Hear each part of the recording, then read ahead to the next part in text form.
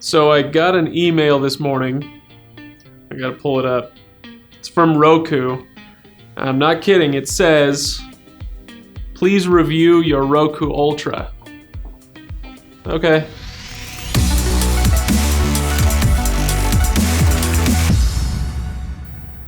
Alright, so I've had about a week or two now with the Roku Ultra. Very much enjoyed my time with it, and I'll tell you why. Today we're going to be talking about the device itself, the installation and setup, the remote and how it works, and especially how it works with the app. We'll talk a little bit about the content and the competition that you've got on this Roku Ultra, and let's see where that leads us. The installation on this thing is really easy. It's about as easy as you could possibly ask for. Power goes into the Roku goes into the TV via an HDMI cable, and that's it. You're ready to go. And then once you start the setup process, that's where it's neither especially easy nor especially difficult to set up. You're gonna have to put in your email address, your password, all that stuff, just like you would with any other device or any other app that you're used to. So this is it. This is the Roku Ultra remote. It's actually a little bit thicker than some Roku remotes. It's got a few more gizmos in there. One thing that you'll see advertised heavily is the headphone jack, which is really nice. It allows for private listening. So if you're watching late at night or something, you don't want to disturb the rest of the family, you plug your headphones in here, which by the way come with the Roku Ultra, and it works just fine. I plugged my own headphones in, it's just your standard headphone jack. It works great with any set of headphones. You'll see that there are some built-in options here, Netflix and Hulu and Sling TV and Showtime.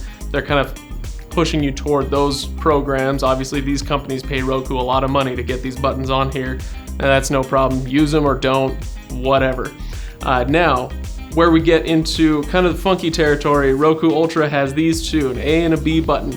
This is billed as a gaming controller, I guess. The idea is that you can flip it sideways like this and press the A and B button, and you've got the directional buttons here. They like to say, you can game on the Roku Ultra. You can't game on the Roku Ultra unless you really like Tetris, Centipede, Pong. These are the games that they're putting on the Roku Ultra, and so if you're thinking it's something like the Apple TV, which has some pretty cool games loaded onto there that you can play, it is nothing like that. You can't do really much of anything with it, which is too bad. And then the other thing that was a big disappointment was this. On the other side, opposite the headphone jack, there's a volume up and volume down button. I thought perhaps Roku would finally allow me to control my TV volume with this remote. They don't. That is only when it's in private listening mode. You've got your headphones in. The volume button will allow you to manipulate the volume on your own headphones, but not the TV. So you still have to have two remotes to watch TV if you want to adjust the volume. Too bad.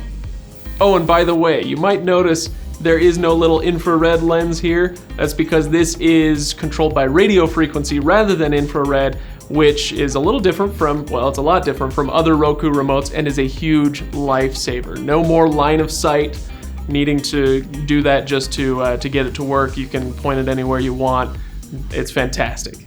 Another difference between this and some other Roku remotes, or other remotes, period, is that the response time between this and your Roku Ultra is blindingly fast. It's really nice not to have to wait on some lag when you're trying to navigate through menus, so that's great.